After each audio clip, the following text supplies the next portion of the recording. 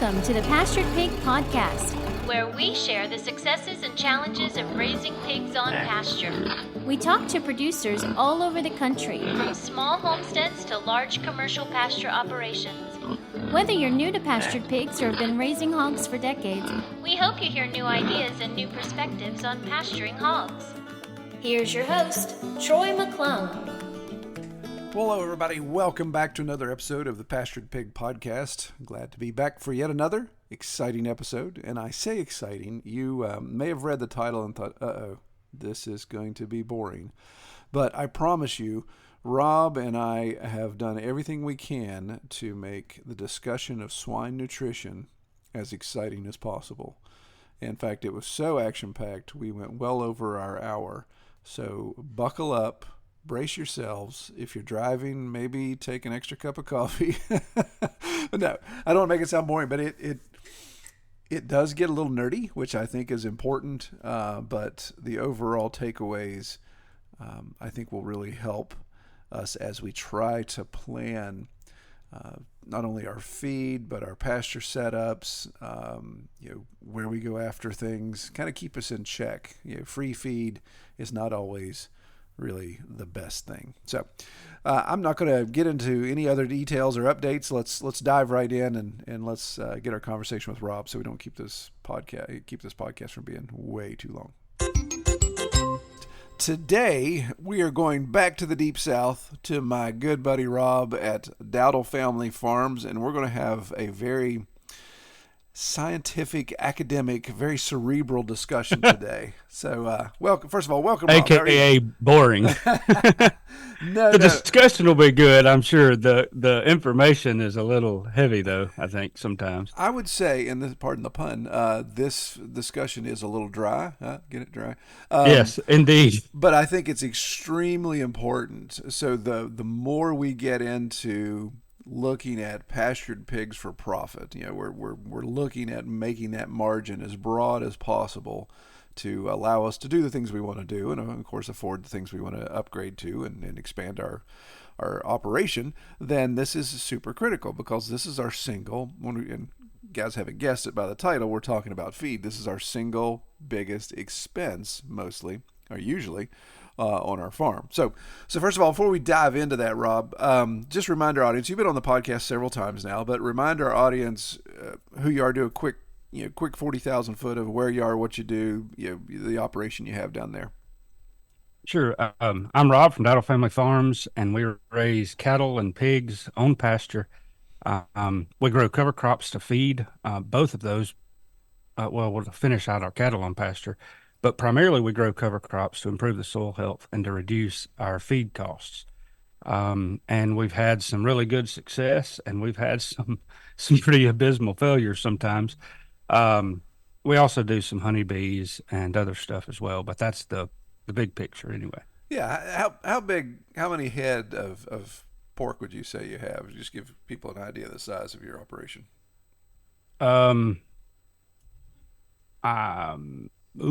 don't know. Right now we're a little low, probably around 80, but about 30. But I've just increased some of our breeding sows from 5 to about 15. Now, some of those, if they're good maternal genetics, I'll sell as breeders. But so we have anywhere from 50 to 150 on the farm at a time usually. So, obviously not a small operation here. Rob's got a lot going on. And how many acres do you have fenced in for your pigs, and how many acres are you utilizing for the pigs, I should say? It varies wildly. In terms of actually pasture that we're cover cropping, we've got 15 acres that are up to 20 acres. But I do additional stuff with them as well, and sometimes I'll cut. I'm always growing that, but we've also got probably another 20 acres or so in wooded lots that we raise our pigs on, and trying to expand that. We've got 8 acres of woods, and it's hard to beat. Like muscadine grapes wild muscadines will start falling. If they haven't already, they'll start falling pretty soon, and then we get into acorns and a few hickory and beech nuts as well on the farm. So trying to take advantage of all that stuff as well. Yeah, I'm jealous of Rob. Rob's got a YouTube channel that's we'll give a shout out to the end at the end here. But watching videos that Rob has, I'm jealous of that. What to me looks like tabletop land. I mean, just tabletop flat. It's like you could probably drive your tractor from one end of the property to the other and not have to hang on to the handrail to keep from falling off the tractor because it looks like it's that nice and flat. Yes, it's fairly flat, which is both good and it's also a little frustrating at times. Oh yeah, I'm sure. But we've got a couple areas on the farm where we've got some elevation, but not, not so much that it makes a huge change. But our whole farm, from the lowest part to the highest part, spread over a mile and a half diameter, and 300 or so acres, probably doesn't change elevation from the lowest to the highest part 40 feet. Yeah. And I'd bet it's closer to 25 or 30 feet. Yeah, that's great. Yeah, we have a little over 400-foot difference on 100 acres. So yeah, it's daunting at times. Yeah, I always joke I've got 100 acres and I only got about 2 places where I can turn my truck and trailer around. So such is life. Well, what you get to live. Yeah, some of that area though, the bad part about it is it is easy, especially in the spring, to be muddy, and the clay soil is great for growing crops. We need more organic matter, but the downside is the water does not penetrate some of that flat area in December, January, and February, and it is mud on a whole different level. Yeah, yeah. Getting 20 inches of rain in a couple months, sometimes that doesn't move off the land. It's just kind of. But anyway, yeah. So, I don't think we mentioned it yet, but Rob, I said deep south. Rob's in Mississippi. It's south central Mississippi, right? Or is it more north? Kind of north, central. We're about 3/4 of the way up the state, and 20 miles from the Alabama border. That's right. That's east. Right. Yeah, I remember. So we're kind of near Starkville, Mississippi, Columbus, Starkville, Mississippi Bulldogs, and a pretty straight line across from Tuscaloosa, Alabama, if there are any Alabama fans out there. But if you are, I'll try to. I'll try to grin and bear it. Yeah, I'll say I'm not an Alabama fan. No, but that's interesting there. That where you are, the heat and no winters or very mild winters, but the mud. That's what always cracks me up about talking to people up north and talking about these harsh winters, and it's like, well, mud season for them is a totally different thing. It's that small gap between fall and winter and then spring or winter and spring, and like where we are, it's mud season's pretty much all winter long, and it sounds like that's kind of where you are as well. But oh yeah. All right, well let's dive into this. So I think so Rob said. Rob was saying that this he fears this is going to be a boring conversation, and hopefully his charming Southern accent and then our discussion here will keep it from being too dry. But this is really important, as I mentioned. This is really important stuff to talk about feed. And so Rob, how would you summarize this? Because Rob's and I should get my thoughts in a line here. Rob's got a video on his YouTube channel about this, and it's not just kind of a one-off for him. Rob has been, as he mentioned, he's been studying nutrition and looking at feed composition and all that stuff for a while. So this isn't just his first foray into this. But he's also written a article that we're going to post on the Pastured Pig website, a blog article discussing this. So things that if you're better at reading things, because he's going to throw out some numbers here versus hearing them or seeing them on YouTube, then there'll be a hard copy of that to be able to look at on the website. But Rob, how would you, if you had to summarize this, obviously you're a YouTube veteran, so how would you summarize this video to get, what's that quick summarized title to get people's attention? How would you summarize what we're talking about today when it comes to feed and feed choice?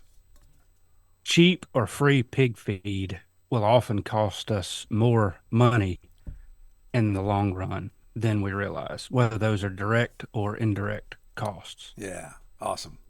So let's unpack that a little bit. Identify identify for our listeners, what are we talking about? Some examples of that cheap or free pig feed, because I know in some people's minds they may be thinking one particular thing, but can we paint a spectrum here?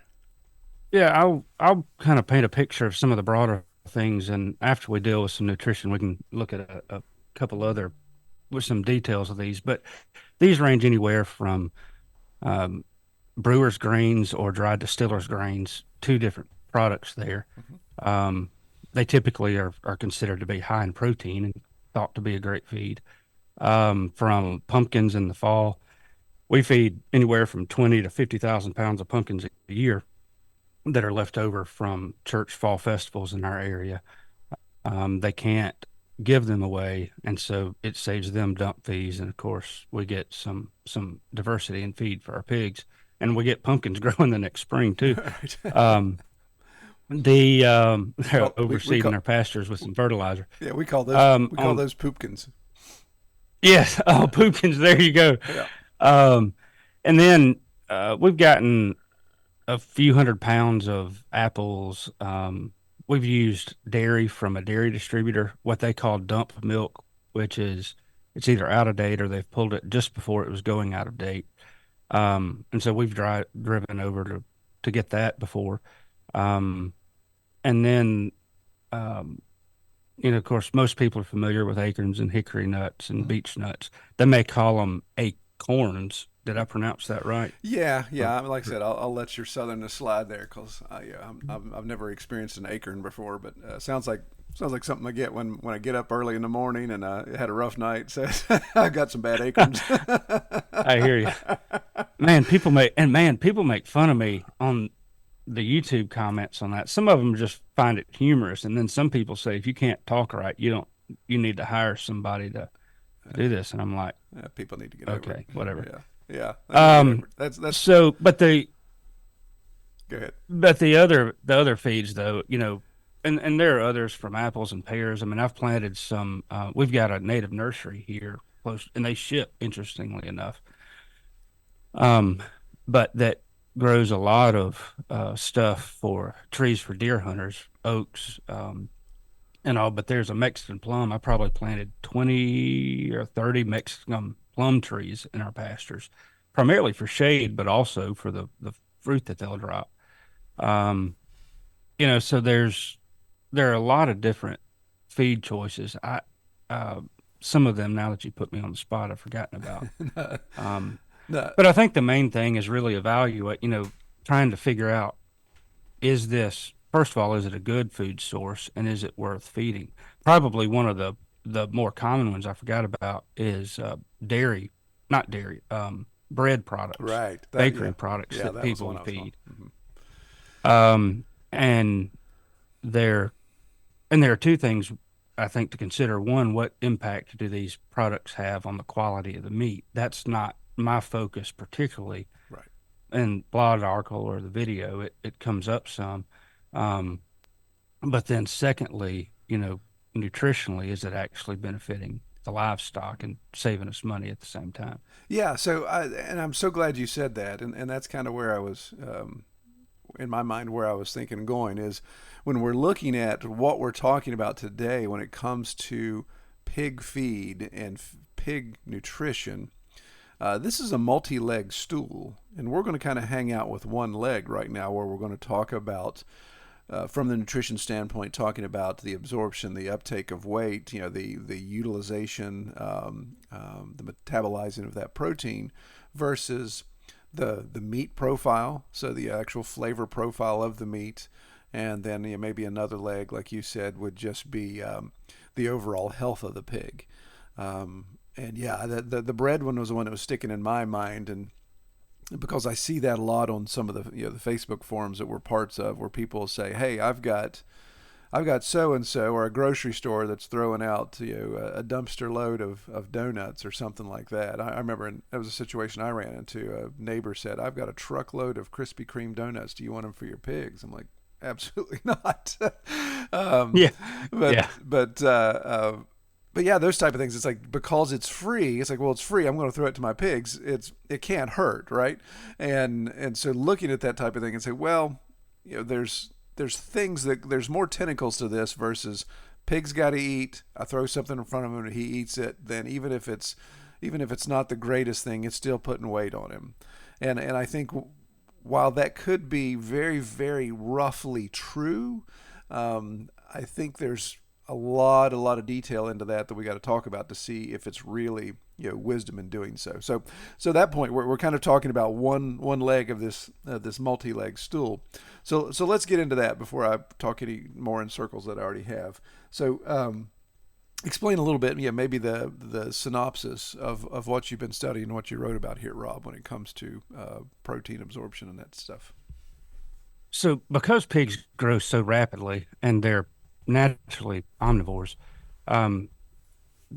they need certain levels of proteins, and most people pay attention to the protein. But first of all, let me offer that I am not a biologist. I'm not a mathematician. I've never taken a chemistry class. So I am. This is an idiot's guide from someone who has spent dozens and dozens of hours trying to sort through all this stuff, with the help of some swine nutritionists at Mississippi State and some CAFO growers. But proteins are essentially made up of different amino acids, as best I understand it. And the one that's the most limiting for pigs tends to be lysine. And most people have probably heard of the lysine content if they've looked into swine nutrition very well. It's kind of funny, when I first started trying to buy some bulk pig feed, I went to a mill here close by and went to go pick up the feed. I'd called them beforehand, and it was a 16% feed. And I looked at the sack. He had sacked it instead of bulk bagging it, but it said chicken feed on the label.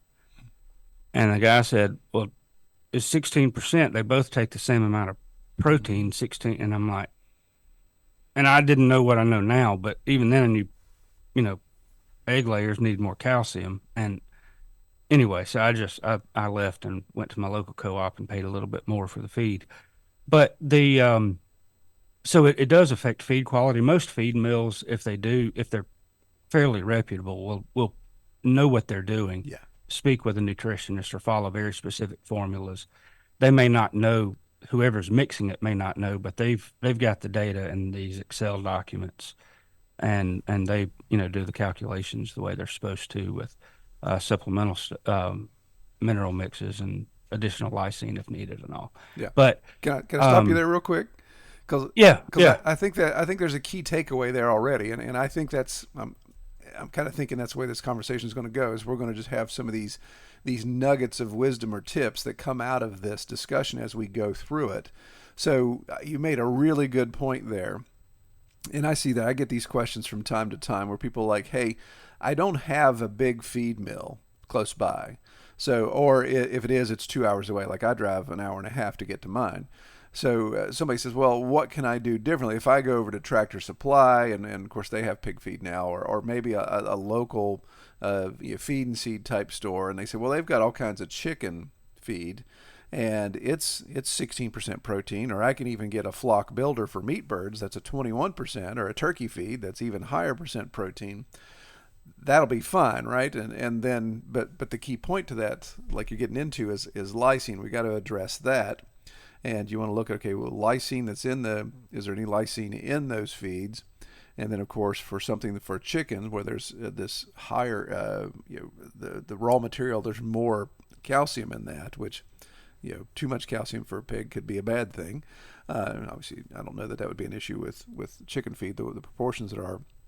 But the thing that I run into constantly is the guy that says, I go to the feed mill, I can get 100 pound of corn for, let's say, $9.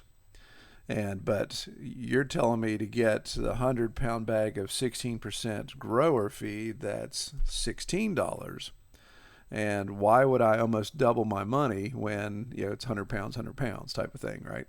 And even if I had to give a bag and a half of corn to your one bag of 16, I'm still ahead of the game. And it's the ingredients, this lysine, this amino acid you're talking about, that's so critical. So kind of planting that seed in everybody's mind to think about that bulk feed is not just bulk feed. There's more to it. But I'm sorry. I'll let you continue on with the lysine discussion.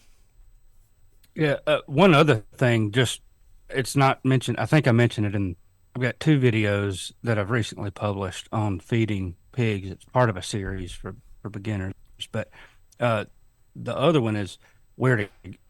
It deals with some other issues, what type of feed and all. But my main takeaway here is that even what I found is our local Tractor Supply at one time often had feed that was sitting there for a longer period of time, either because they didn't have the number of customers purchasing it or because they weren't rotating their stock very well. And even my local farm supply store, my local co-op here, they go through a lot more pig feed now because of me. But although I'm buying it in bulk bags, not 50-pound sacks, but um, there for a while, they stopped selling it because it'd sit there they'd buy 1,000 pounds of it and it'd sit there for 6 months. Well, all those nutrients are oxidizing Exactly. after it's ground. Yep. Um, the one other thing I'll note, this is maybe I shouldn't say this, but controversy is good sometimes.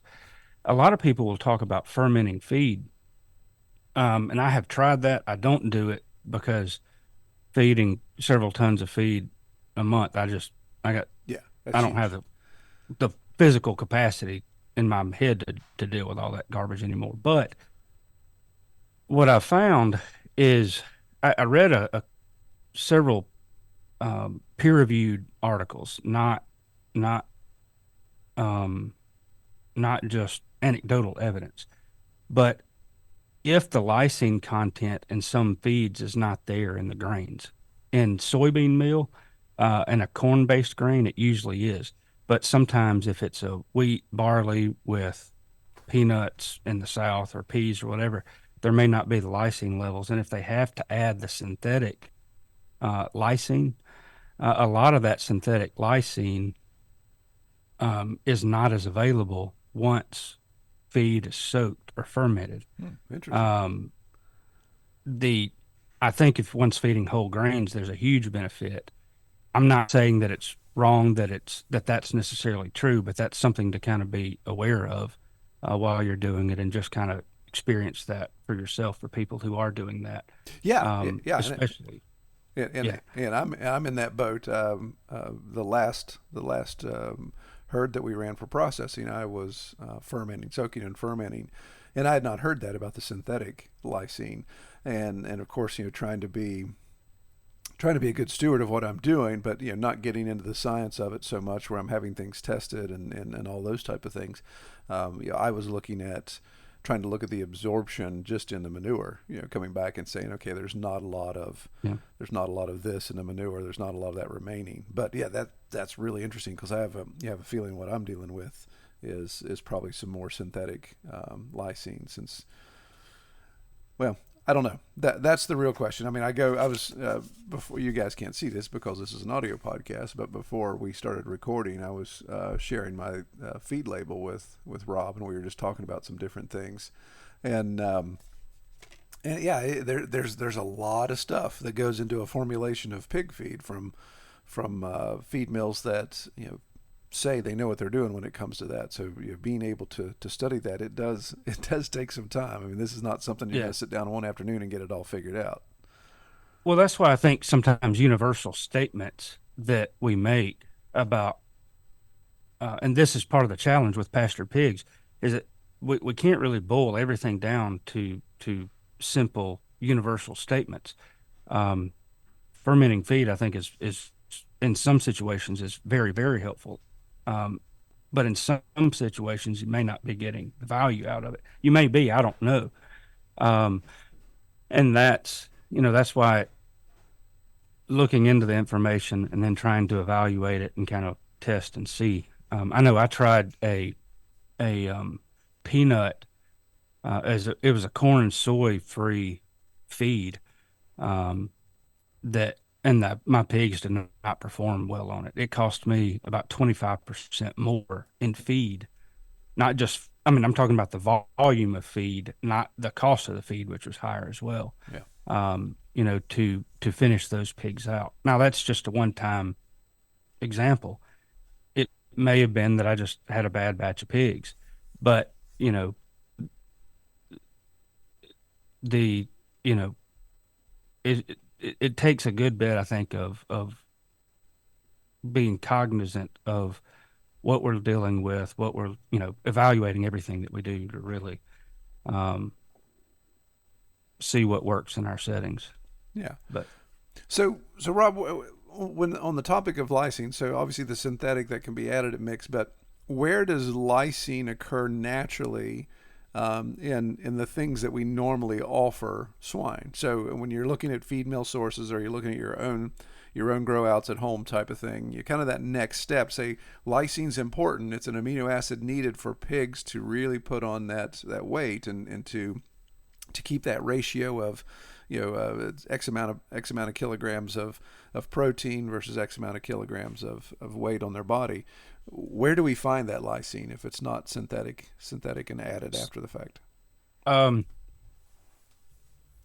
thanks for bringing me back to the main point here. So That's right. because pigs are omnivores, I mean, it usually occurs most naturally through animal-based products, whether it's meat, whether it's milk, eggs. So when pigs are eating, even insects and stuff or grubs, they'll get it. But because we, in the U.S., we're trying to feed our pigs vegetarian diets for the most part for health reasons. Now, you can cook food products and that kind of stuff and give them to pigs. Most states you have to have a permit. Well, actually, federal regulations require a permit. Yeah. Milk federally can be fed to pigs. Dairy products can be if it's been pasteurized. But even in Mississippi, I had to obtain a permit from the state to feed pasteurized milk. So it varies depending on states. But because we're trying to feed them vegetarian diets, for the most part, there are very few, there are not as many plant-based sources of lysine and other essential amino acids, primarily lysine. If the pigs don't get enough lysine, you can feed them 50% protein. But if they don't get the lysine, they're just, it's kind of like peeing into the wind. Um, you're just losing, the additional protein sources. Yeah, just not being absorbed by the body then, right? Yeah. So in grain products, their peas have a lot of lysine.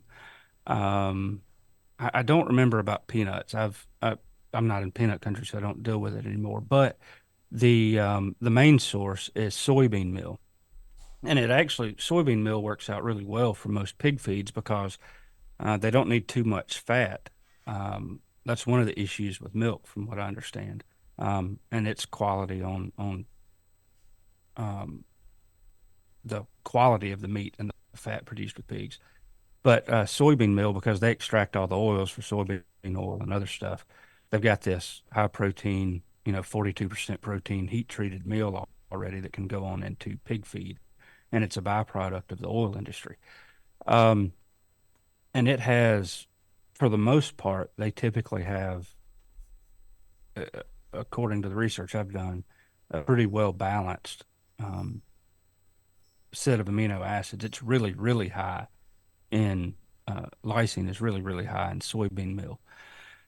Um, and in terms of plants that most of us have growing in our pasture, they're fairly low. Of course, the more protein a plant has, typically the more lysine it'll have overall. We'll come back to that in a minute, but that's the basic dilemma: is we're trying to feed pigs vegetarian diets for the most part while increasing their weight gain, and so we have some limited resources of that lysine that they need to put on the weight. Yeah, so that's another good point, maybe another one of those little nuggets of information to say. When we say soy, I know I run into this sometimes with the demographic that I sell my pork to. People are like, well, I don't want, I want pasture raised, I want non-GMO, organic, non-soy based feed, for my consumption. And it's like, well, okay, I can't do all that. But for those of us listening to that or running into that, say, yeah, okay, I'm going to do this. I'm going to eliminate soy as the primary protein source for my pig feed. And then just, again, understanding, it's like if you're substituting something else, you may be giving up lysine to pay, you may be paying more for something that has less lysine because you're getting away from that soy meal product. And you spend more money on feed and you're getting less results when it comes to poundage at the end. Is that a fair statement? Yes. Okay. Yeah. Okay, cool.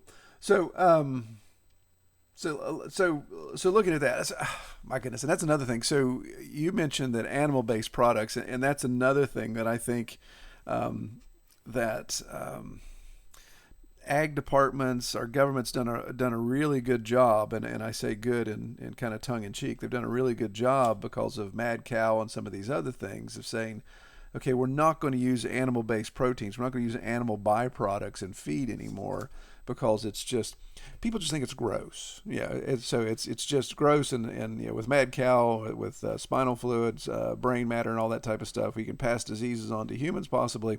So all this intrinsic fear that goes along with that, or this just disgust of, I don't want to ground up, I don't want cow bones ground up in my feed. That just doesn't seem natural.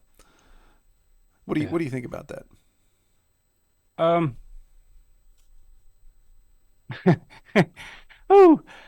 There's a lot to unpack there. There are public perceptions. Did I lose you, Troy? No, I'm here.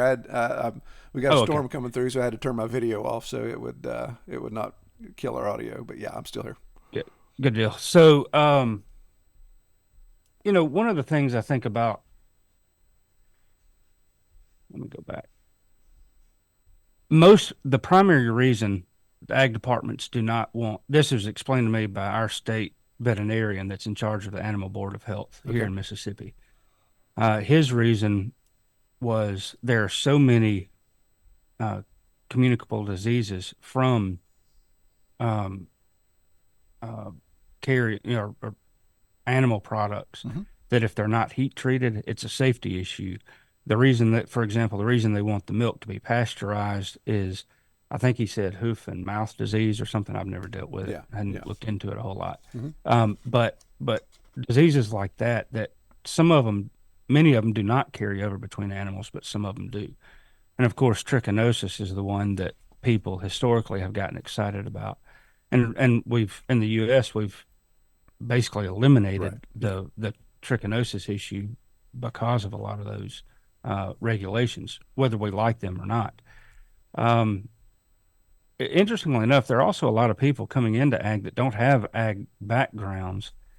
And I know I thought a lot of things, and I grew up raising cattle, not pigs, but I thought a lot of things that I could do that it turns out were not particularly smart and could have, created some unsafe, not necessarily in the products, but could have had some um, bad impacts, negative impacts, on our pigs if I had been feeding, dead animals or whatever else. I have not done that, don't get me wrong, but there are a lot of times that we may not understand the reason for the regulations, and we think regulations are overextended. I do think regulations are mostly overextended in a lot of things, but oftentimes they are there for pretty decent reasons. Yeah.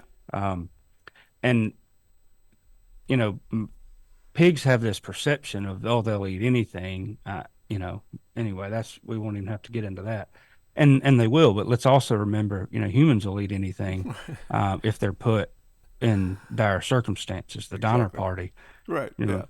is a case in point. But if you keep a pig hungry all the time and feed them whole grains, they'll go digging through the manure for the whole grain that their body wasn't able to process. That's just, again, and so just because pigs will eat it doesn't mean that they need to. But and the public perception of, hey, we're feeding ground up cow parts to our pigs, or whatever, is that that does play a role in marketing our products, I think. But Yeah, and looking at my label right now, so I see, let's see, one, two, three, four, five, six. The sixth ingredient, which the way they list ingredients usually is in the order of bulk, is it says animal protein products. But then down at the bottom, there's some fine print that says ruminant meat and bone meal free. So there's animal products for protein and possibly some of the crude fat that we're talking about in my label here, but it's not ruminant meat and it's not bone meal. So makes you wonder, is it poultry? I would assume it's poultry. That's probably where the most of the byproduct is. But I would assume it's probably poultry feathers, or it may even be blood meal. Yeah. Fish meal is used in younger pig diets sometimes, but it can only be a very, very small percentage of the protein, from what I understand, or it'll have a fishy taste on the meat of the pigs. But yeah,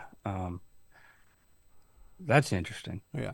Well, obviously, I keep running you down these rabbit trails, but so let's circle back around to lysine, and then kind of, so we recognize that lysine's important. We recognize that it does occur naturally in some plant-based things. We find it more in animals, animal products type of thing. But so what's your next kind of like your next point or your next step in this? Realizing where it's found, where the shortages are. What's kind of the next step in this? Let's take I think it may be a little more listener friendly if we ask it from the perspective of, okay, I have this much this feed source available. How do I determine if it's a decent feed? Yeah. I think it'll help keep me on track, and maybe it'll be a little easier for the user as well. Yep, sounds great. And we'll just walk through the example. So let's start with a couple examples of red clover and buckwheat, and then we'll take a look at some of those pumpkins and brewer's grains just very, very quickly. Okay. So if we're trying to evaluate it, the first thing we got to do is find data that gives us the information that we need. Feedopedia.org is very good. They don't always have the amino acid profiles of some products, and we don't have a whole lot of information on those forages or other products as well, on many of them. But if we go to feedopedia.org and you look up red clover, I think that's you'll find that it's you start off by taking a look at the protein. Well, the dry matter is where you start off at. So it's 19% dry matter of the actual plant on average. Of that, 19% that's actually dry material. So that's kind of the equivalent of feeding grains. The dry matter, grains, there's a little moisture in grain that we're feeding, but for the most part, it's dry. And we're talking about red clover on the pasture, right? We're not talking about something that's been processed or baled or anything. We're correct. talking about on the pasture. This is a fresh forage that you're picking up in this case, that you're growing from the pasture. Okay. So if you have 100 pounds of red clover forage that, let's say you cut it, it's actually growing in the pasture, but let's say you cut it and weighed it, it's 100 pounds. Of that 100 pounds, 19 pounds of that is going to be basically the dry matter that's similarly that we can compare to the grain that we're feeding. Yeah. And of that 19 pounds, 19.7 of that will be protein.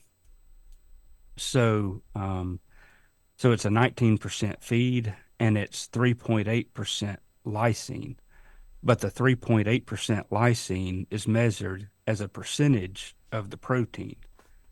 Sometimes you'll see it's 3.8 grams per 16 kilograms of nitrogen. And as best I understand, that's also that same kind of measurement. But it's, so I'm going to do this in grams and kilograms just because it's easier. The metric system here is a little bit easier to do this math. So if we have 3 kilograms or 3,000 grams of red clover, of dry red clover, there are 591 grams of protein, and that provides about 22 grams of lysine. So pigs need about 20, best I remember, they need about 20 grams of lysine to put on 1 kilogram of weight. So that'll give them, that's enough lysine and protein to actually give them space to put on 1 kilogram of weight, or what is that, 2.2 pounds of weight, so to speak. But we do need to remember that because that's the dry matter, it'll actually take 15.7 kilograms of wet forage on it. Like as we cut it or as they're grazing it, it'll take 15.7 kilograms of that. Yeah. And I'm sorry, I'll stop you real quick again there. So I think it's just really important to underscore what you said there, that these percentages in makeup, they're directly proportionate to one another. So you look at the dry matter, or you look at the total poundage. So like you said, the example of if you went out to the pasture, you cut the red clover down, you got 100 kilograms of red clover, then only 19 kilograms of that is going to be dry matter. Everything else is water, and then the percentage of that is protein, and then the percentage of that protein is lysine. So it's really interesting. It's not like you could say, well, I've got 19 kilograms of some other dry matter, so if I use that same math, that should be X amount of kilograms of lysine. But that wouldn't be the case, because it's based upon the protein next, and then the lysine is a certain percentage within that protein. Is that correct? Yes. Yeah. Okay. I'm trying to wrap my brain around it still. So.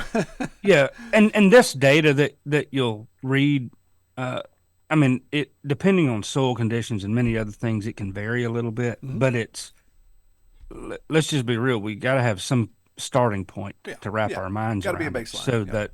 So the 19 pounds, if we had, or 19 kilograms, if we had 100 kilograms of wet forage that the pigs are grazing in the pasture, then that is equivalent to roughly 19 pounds of actual grain that they're consuming. Yeah. So they've, or 19 kilograms. Yeah. Sorry, I keep going back and forth between the two. Yeah. So one other factor, though, and I found that a lot of times my pigs prefer buckwheat over red clover. Okay. And many of the clovers. And I think it's because buckwheat doesn't have quite as much cellulose in it. But interestingly enough, buckwheat forage, the grain is a little bit different, but they're fairly equal. But buckwheat forage is 14% protein. So most of us would think, oh, that's not nearly as good as the red clover. But the lysine percentage is so much higher at 5.8% lysine as a percentage of the protein. So in 3,000 grams of dry buckwheat forage, there are actually 423 grams of protein. So that's lower than the red clover of the same dry weight. But that's 24.5 grams of lysine, so 2 grams of lysine higher, just because it's measured as a percentage of the protein. Yeah. So it's kind of like now it has. Would it be safe to this is a horrible analogy, but it would be safe to even use like gasoline. So you got premium and you got regular unleaded type of thing. So because of the octane in the gasoline, you're going to get better mileage and better wear and better, all the benefits of going with the premium gas, supposedly. But you're showing that buckwheat, while it has less protein, it has more lysine in it, so there's more opportunity to absorb that protein than it would be even, say, in that red clover. Yes. I'll try to quit interrupting. I'm sorry. Yeah, and now it also, because it is buckwheat, the other factor in there, buckwheat is a little wetter than red clover. It has a little more water. And because of that, instead of 15, this is the crazy thing, 15 kilograms of red clover, you'll need almost 19 kilograms of buckwheat to equal the same amount of dry matter. Yeah. So more water. it's because of the excess water. So, which is not necessarily a bad thing. But One thing that's worth noting here, pigs that are roughly 100, pounds, uh, process forage a heck of a lot better than younger pigs do, um, especially because of their cecum. That's that pouch that they, ferment a lot of their. It's at the end of the small intestine, I believe. That's the pouch where they kind of ferment their um, feeds. Um, it's larger, so they're able to make use of a lot more of this forage compared to the smaller pigs. Um, but anyway, So, so so let me yeah, throw another. And I said I was going to stop interrupting you, and here I interrupt you again. But there's another variable I assume in this as well, especially when you're talking about buckwheat, that the maturity of the forage on pasture as well, right? I mean, obviously, if you've got young starts of buckwheat and the pigs are getting in there versus more mature, does that come into play? Is there any value in looking at that as well? uh, there is. I don't have the specific data for buckwheat at various stages of growth. I do, and I don't have it written down, so I may be my numbers may be off, but the proportions will be close enough. Cereal rye, that's not ryegrass, but actual cereal rye, winter rye, that they grow for grain. Mm-hmm. Um, Earlier stages of growth has much more protein, upwards of 20%. But as it matures in those vegetative states, before it goes to seed, it'll reduce down to like at seeding, it's I forget what it is. It's down to 8 or 9, maybe 12% protein.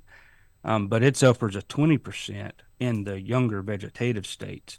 I'm not real sure about how true that is with buckwheat. Mm-hmm. I know that buckwheat hay or straw that's used, Feedopedia does have information on this.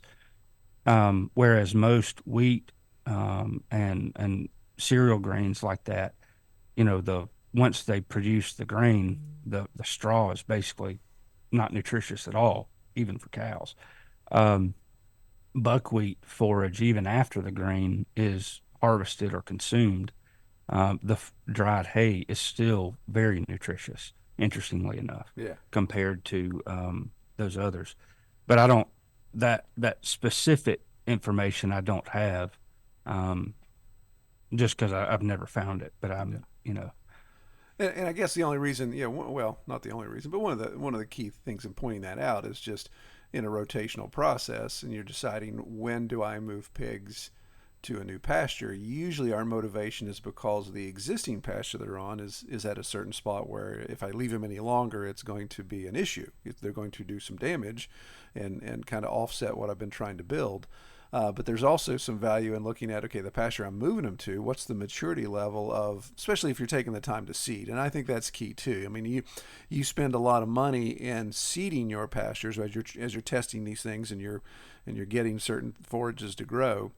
So looking to say, well, okay, well, I want to move them into this pasture, but is that pasture at its optimum maturity right now? And it sounds like it's not an exact science, or maybe even a little bit of voodoo involved with it, but at least something to think about when we're moving from point A to point B.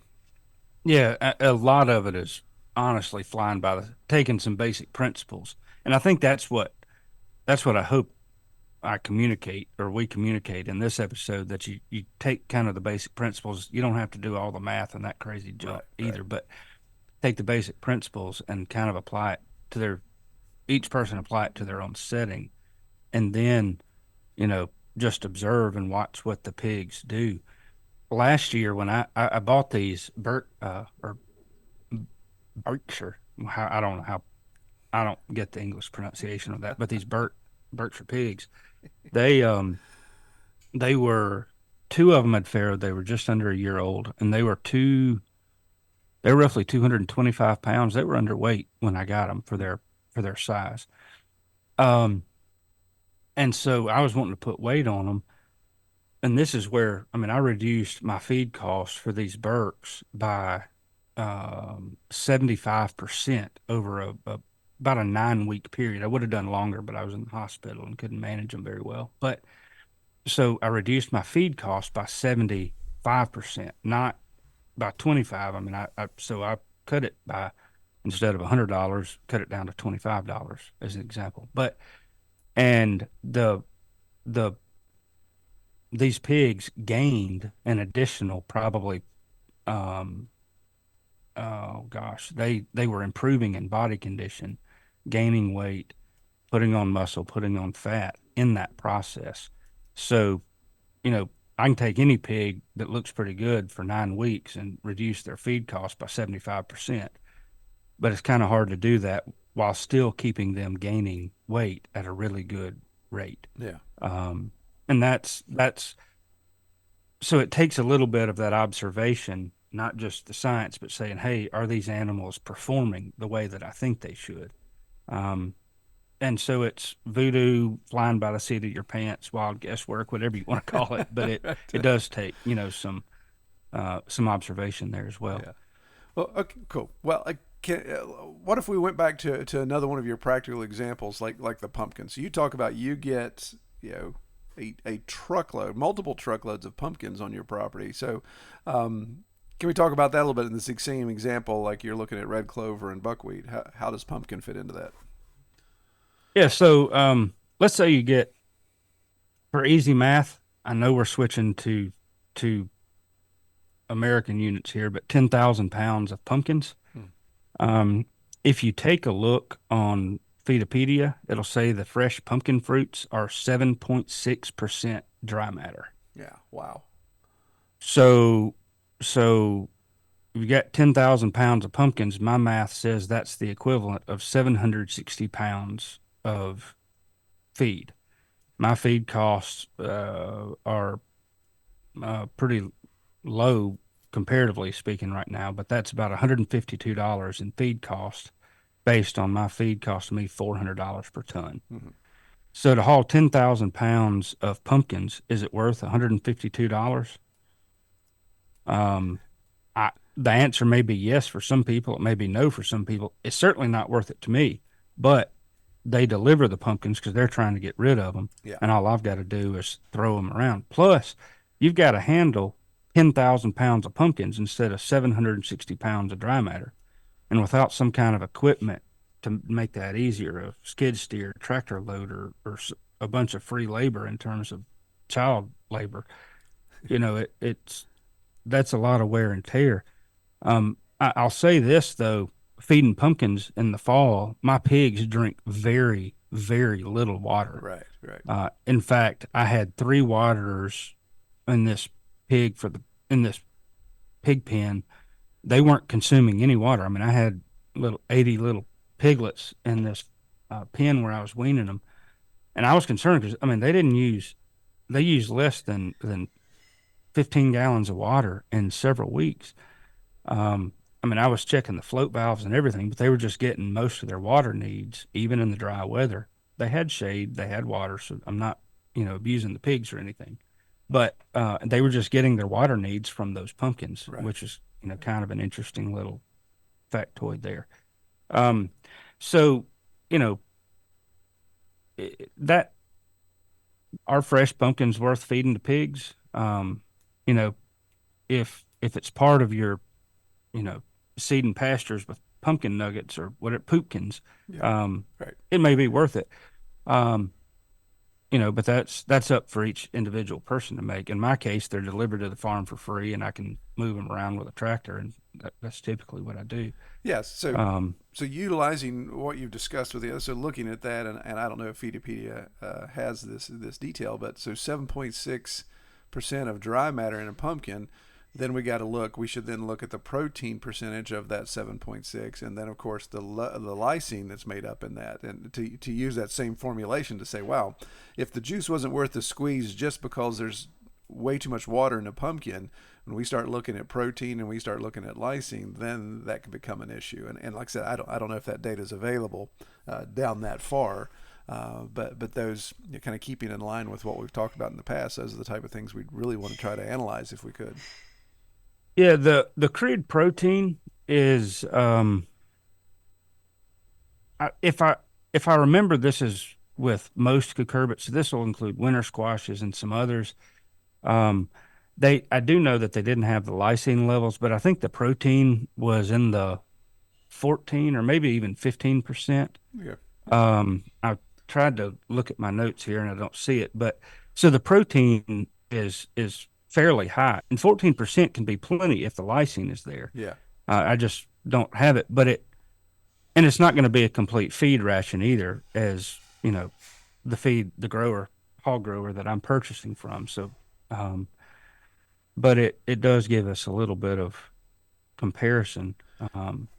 Yeah, and I think you hit the nail on the head. So that's one of those things where if you, in your situation, where if you've got free pumpkins showing up on the property, then that's a different story than if I'd have to load up a trailer and go half hour away and just keep hauling ton after ton of feed back or pumpkins back, then the cost of transport and my labor definitely offsets the benefit of a free feed at that point, simply because, like you said, there's so much water in those pumpkins. Yeah. To use another example, Walter Jeffries with Sugar Mountain Farms in Vermont. He's got phenomenal resources on his website. Yes.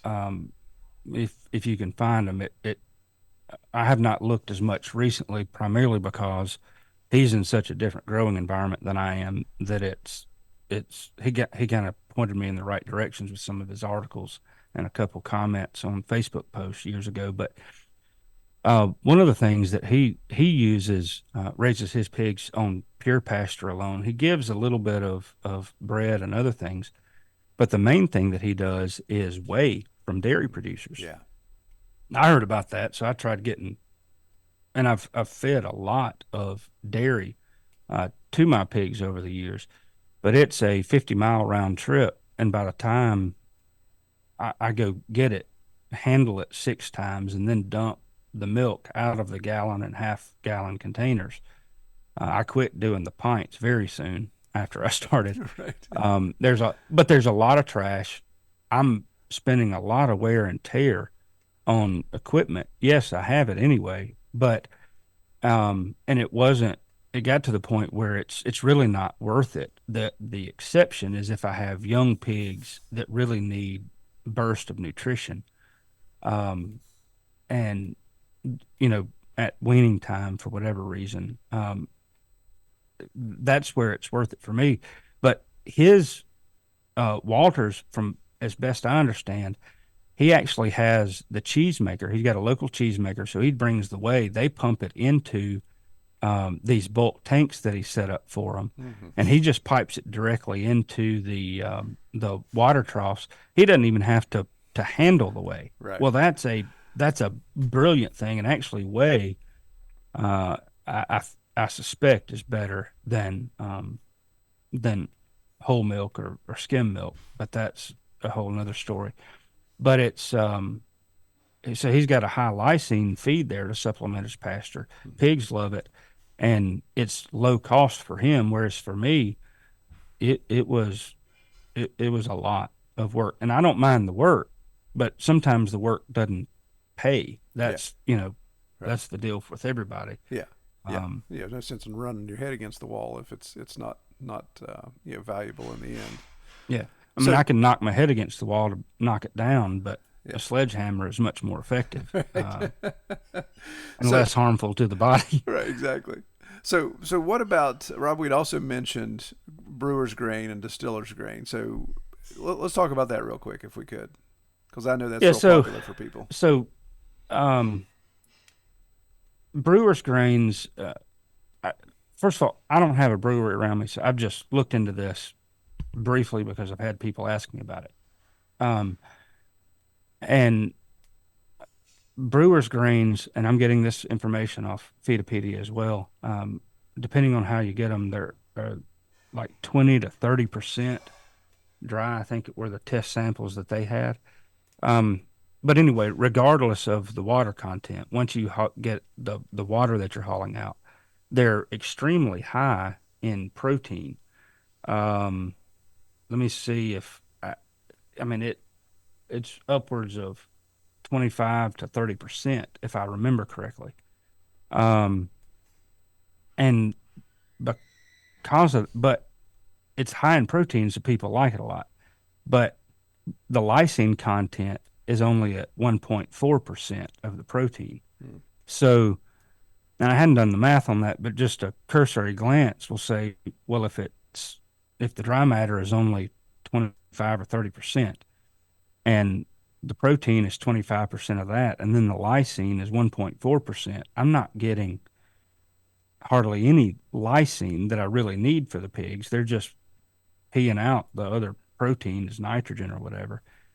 And in that process, they're consuming a bulky feed that doesn't contribute to any sort of energy because all the energy has been brewed out of it. Right. Yeah. I don't know if pigs consume. I've seen people say that pigs don't consume brewer's grains very well. Whether it does or not, I don't know. Storing a wet grain like that, I don't know. Dried distiller grains are another example. They're lighter, but I think they have similar lysine content as best I understand. But, just because it's high in protein, and it is, doesn't mean that it's very valuable. Even your red clovers, your buckwheats, any forage, yes, the pigs are not gonna process the energy and other nutrients out of that as effectively as they will with grain most of the time. So, I mean, some of them they will, but they do contribute. But there's none of that contribution with brewer's grains. So you're going to have to supplement with lysine and energy. And all those brewer grains are taking up a lot of space in their digestive tract. Yeah. So Yeah. that's just something to be aware of. Again, I'm not saying it can't be done. That's just my unexperienced but kind of glancing at it look of the nutrition. Yeah. Yeah. Yeah, that's good. I mean, again, just good things to look at and analyze, and especially like you said, with a wet product like that, then storage and mold and all those type of issues are a big concern. So we'd also briefly talked about, and I know this is one of your talking points in your article, but what about nut trees? So yeah, that natural forage, that protein that's grown on the trees in a silvopasture setting. Do you have any data on that? How does that come into play? Yeah, broadly speaking, I do. I've had the devil of a time trying to get the information on the nut trees, so I'm not quite as confident in this. I mean, I think it's fairly close, but it's not as precise as you like. If you look at acorns or acorns, they're usually 5 to 8% protein. Now they're a really dry crop for the most part, but and the lysine levels are 2.8% there. So with finishing pigs, you've got a lot of energy. If you got a 200 to 200, 300-pound pig that you're trying to finish out, that's an excellent thing because they don't need that much protein. You're trying to give them a little more energy to get your intermuscular marbling and all. Hickory nuts and beech nuts have more protein. If I remember correctly, hickory nuts are closer to 12, maybe 13% protein and significantly higher levels of lysine as a percentage of protein, but also total. But of course, we also got to remember that hickory nuts have a much larger shell and casing, compared to the meat that acorns do. Yeah. Beech nuts are a little more nutritious, from what I understand, than hickory nuts. But again, the beech nuts around our place don't produce nearly as much as the acorns do. So we don't have a whole lot of hickory or beech nuts. In fact, our biggest pigs are the ones that eat the hickory nuts more easily. Normally our breeders. But that's something to kind of take into account. A little funny little note. The test that I read, and I haven't been able to find it, but they just took the acorns as they fell off the tree and did the analysis on them. But most of the time, if you pick up an acorn that's fallen, you'll find a little hole in it where those insects, the larvae from those insects, eat. And so most of the time, pigs are eating the acorns, they're eating acorns that already have some kind of little grub in them. Right. So Yeah. I suspect the protein and lysine may be a little bit higher. Yeah. Bonus. Not much, but a little bit higher anyway, just because of the grubs that are in the larvae that are in there. But so Yeah, and I think that's really interesting. I know on like in our situation on our farm where we have more forest than anything, and we're actually trying to poke holes in the canopy to get more of a silvopasture going. That's what I was telling Rob before we started recording. It's like, okay, looking at this data, in my mind, I've like, well, okay, I haven't researched this much, but a nut tree is a nut. It's producing nuts, and so let's keep those, and I'll take the pines and the poplars and some of those other things and use them for building material. Leave the nut producing trees behind. But there's sometimes I'll be in a situation where, okay, I've got a tight cluster of trees that to get enough sunlight, I need to take out a nut producing tree. So it's, is it a hickory? Is it a walnut? Is it a beech? Is it, the various oaks? And in my mind, I've always defaulted to say, well, let's keep the oaks because the amount of mass they produce is always greater. Hickories are big nuts, but they're, like as you pointed out, Rob, their nut meat's actually really small. But the volume of nuts coming off a hickory tree versus the volume of acorns coming off an oak is, at least in our area, is drastically different. I mean, it's like walking on marbles in the fall under a certain red oak or a scarlet oak, man. And of course, the pigs just vacuum that stuff up. It's like, well, I always want to keep the oak. But it's one of those things to just kind of prick our minds to say, well, maybe it's worth a little more research to say, well, let's maybe keep a little more beech if their protein count is a little higher, and if we can find that lysine data and just see if we're getting a decent amount of beech nuts on the ground, then that may be more valuable than the larger volume of acorns. Yeah, it's interesting. This is one of those situations where everybody's context is different. You bring up a point that I think is probably worth mentioning. Sometimes, volume is really good, but in everything, diversity, in my observation, diversity is key, because we've got to remember that, lysine is important, but you also need the right balances of lysine and all those other amino acids. And just because buckwheat, for example, is higher in lysine, some of those other amino acids are not going to be there. And so we can't just grow a crop of buckwheat, some partially because of the sin sensitivity that people talk about. I've never had an issue with it. But we can't just grow a crop of buckwheat or red clover, for example, because those other amino acids are not going to necessarily be there in balance.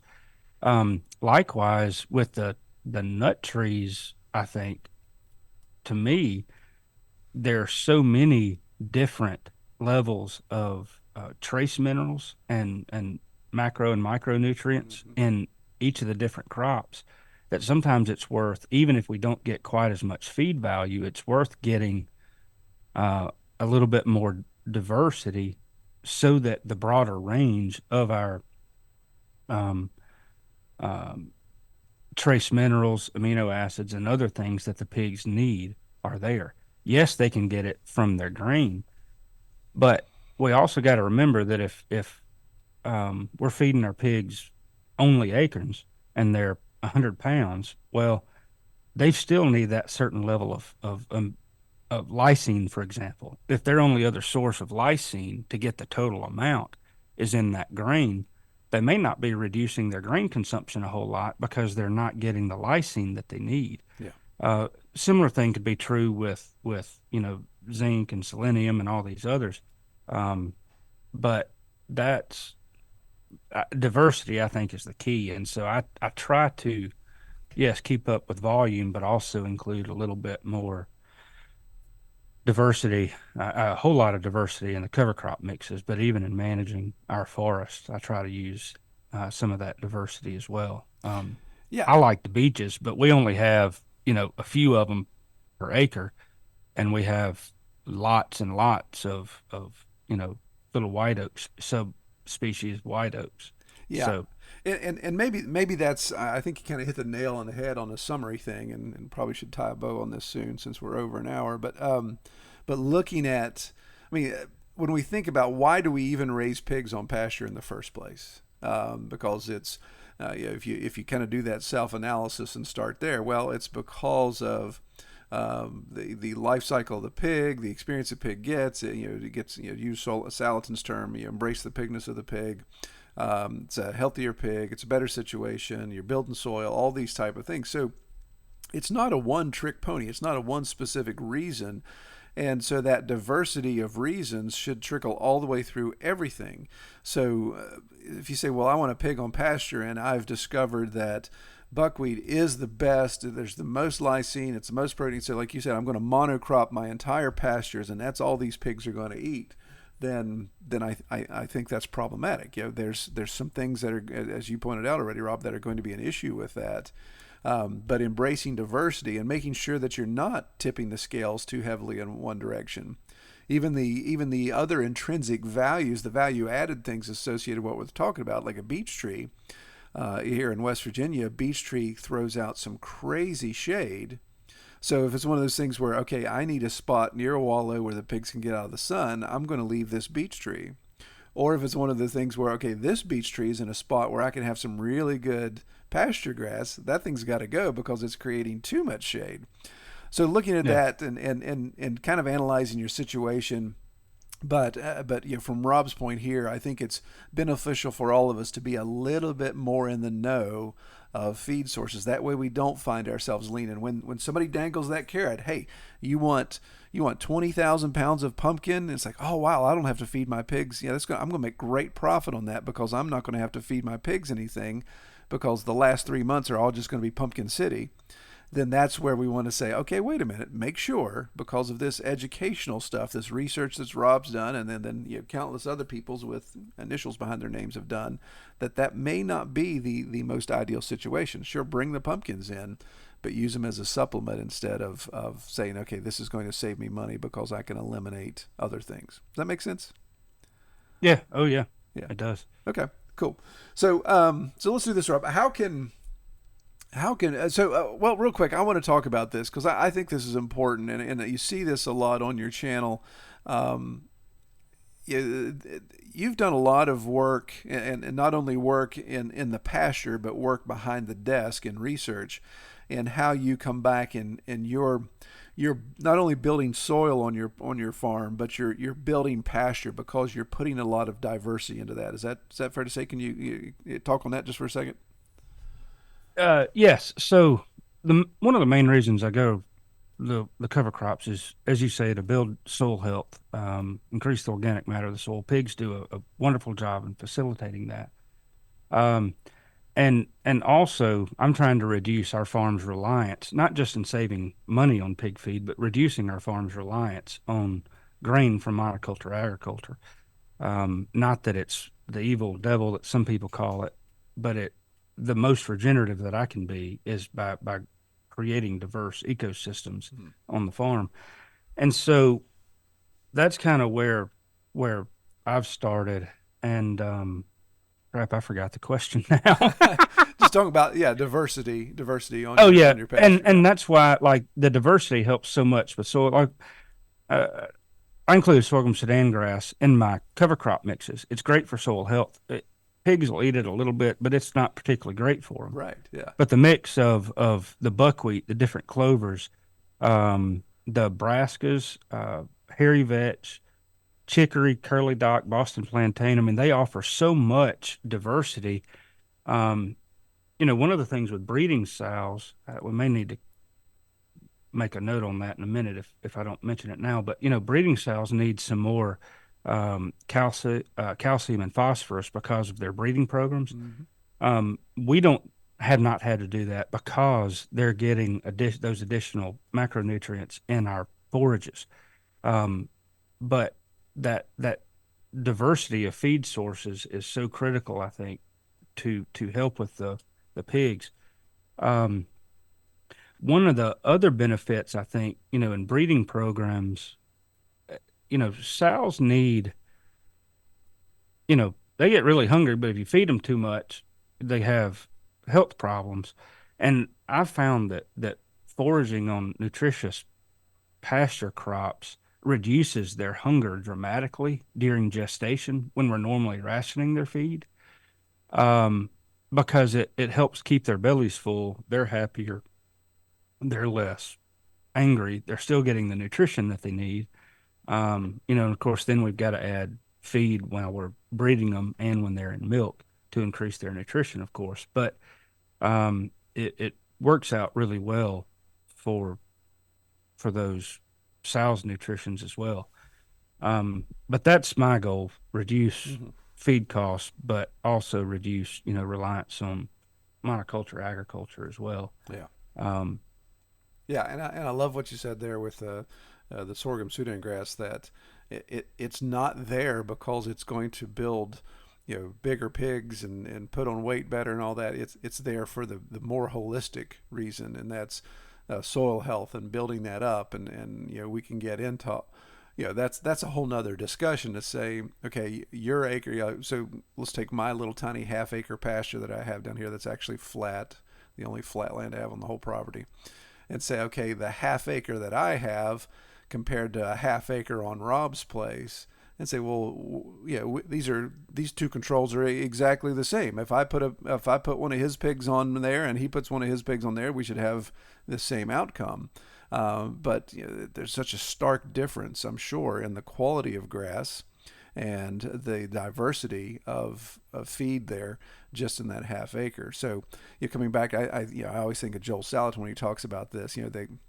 The cow days. How many cow days can you have on pasture because the thickness of the pasture, the diversity of the pasture, it's just growing up, and so that's integral too. So what you're doing there by this diverse feed mix, you're providing feed resources for the pigs, but you're also providing resources for the soil to get that organic material in, so it just keeps growing thicker and more lusher each cycle versus being depleted each cycle. And so you're building instead of tearing down, and I think that's just as important as building protein in a pig.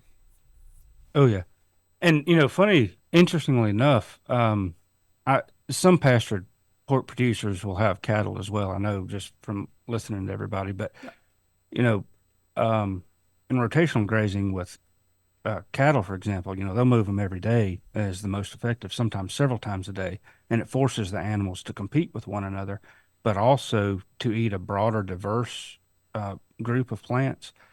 And moving pigs every day, I'm often asked, I guess you may be as well, why we don't move our pigs every day. And Right. I always invite people to come move our pigs every day for a week, and anyway. But what I've noticed, if I strip graze a paddock, so I keep the if I have like now I've got my breeders in a 1 acre field with about 10,000 square feet of woods for shade. I gave them first about probably 5,000 square feet of that cover crop, and then I strip graze, and each day I give them another strip. They still have access to the back part of the paddock, but every day they're getting fresh feed.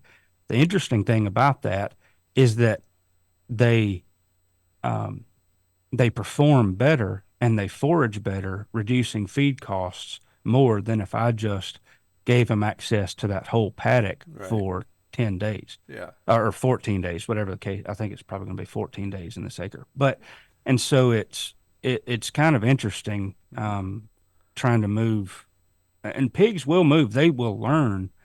Even feeder pigs, they're only on your farm for 6 months. They will learn how to move through temporary fencing when you pull it down without running through the fencing all the time. Right. Despite what some people, think sometimes.